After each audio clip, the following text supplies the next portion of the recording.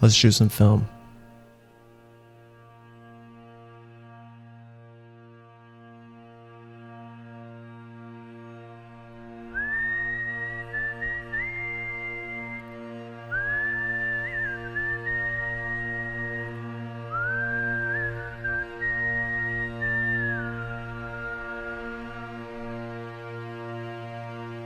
Shadows in the sky, footsteps in the night behind me, targets in their sight, running out of light to save me.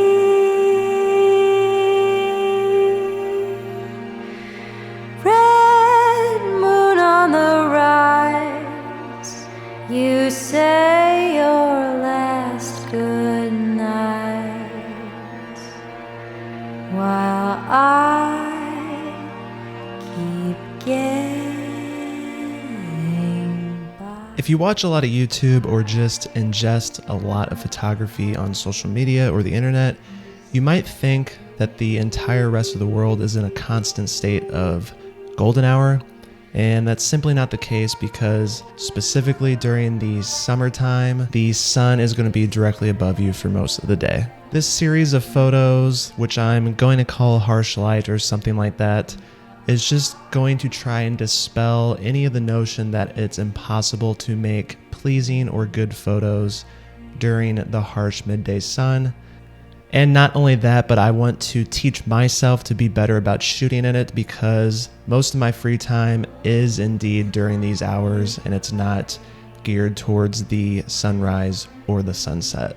Throughout my couple years of shooting film and just shooting photos in general, I became a little bit scared of shooting between the hours of, say, 10 and 6, which is essentially developing heliophobia, which is being afraid of light. And I'm not afraid of light, obviously, but maybe I am afraid of the harsh light and trying to work around that.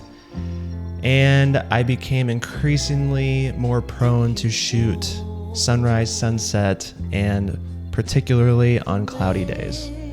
And I always knew that I could shoot in harsh light because some of my favorite photos and portraits have taken place during those circumstances. This portrait of Rich that I took, even though it's not in the sun, it is inside his garage, and he is being illuminated by a tube light, which is bringing out the deepest shadows and the brightest highlights, but it still makes for an interesting portrait. In this particular video, I'm going to be using my Pentax 6.7 with HP5 film. HP5 is a 400 speed film, but I'll be setting my Pentax light meter to read it as a 100 speed film, which is essentially overexposing by 2 stops, and then I'm just going to develop less when it comes to actual processing. A big misconception that people make is that overexposing 2 stops and then developing normally is pulling your film, when in fact that is just overexposing. Pulling film is a developing process, it's not a shooting process. Pulling film not only helps you with high contrast scenes and harsh light, but it also allows you to shoot at a wider aperture, something that I and a lot of people like to do with the Pentax 105. For processing and pulling this film, I use a liquid concentrate called HC110. It's made by Kodak. I love this developer because it lasts forever and you have to use a very little amount. For this, I use a 1:63 ratio, which is basically 15 milliliters for my 1000 milliliter tank. And for actual developing, you're usually supposed to develop HP5 at 11 minutes, but since we're overexposing and developing less, we're going to develop for around 6 minutes.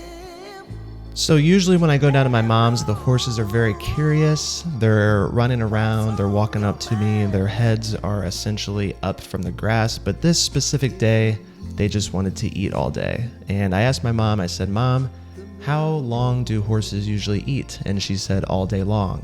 So I knew right then I probably wasn't gonna get as many photos as I wanted to, but you can kind of see how the Pentax and HP5 renders these high contrast scenes. The beautiful thing about pulling film is that yes, it's going to lead to a low contrast image, but you can always add that in Lightroom, or if you're printing in the darkroom, you can always add in contrast. And in my experience, it's incredibly hard to take away contrast and make it look normal, and it's incredibly easy to just add in contrast later on. So anytime that I shoot film, I'm always leaning towards a lower contrast image. That way later on, I can just add it back in if I want to.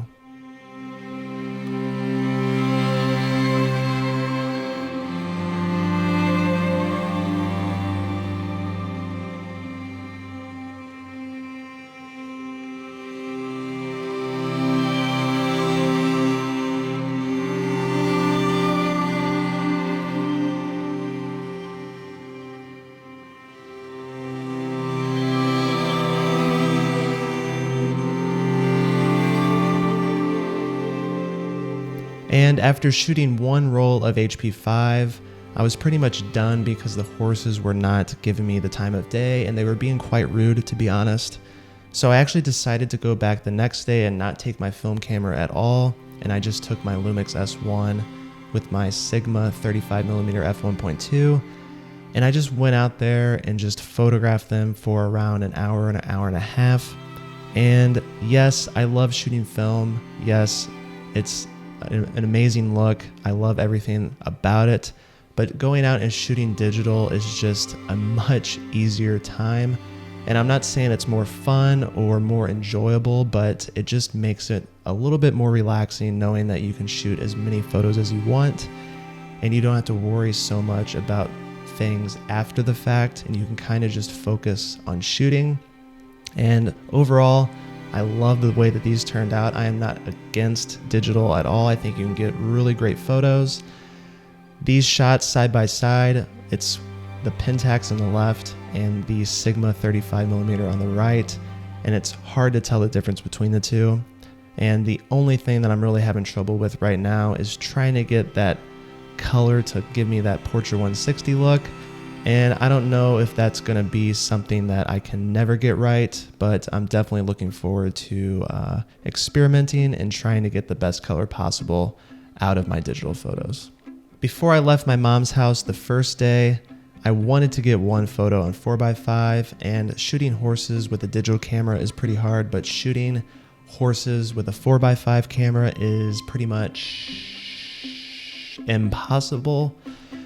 So I was actually walking by the arena that my mom built, and I was looking down and I saw these dried cracks in the mud, and I looked through the viewfinder of the Pentax 6.7 and it was just a little bit too tight, so I went and got the 4x5 with the 135mm lens, which is around a 35mm in full frame, and I just pointed it down and made sure I filled the entire frame with the cracks of mud, and I took this shot.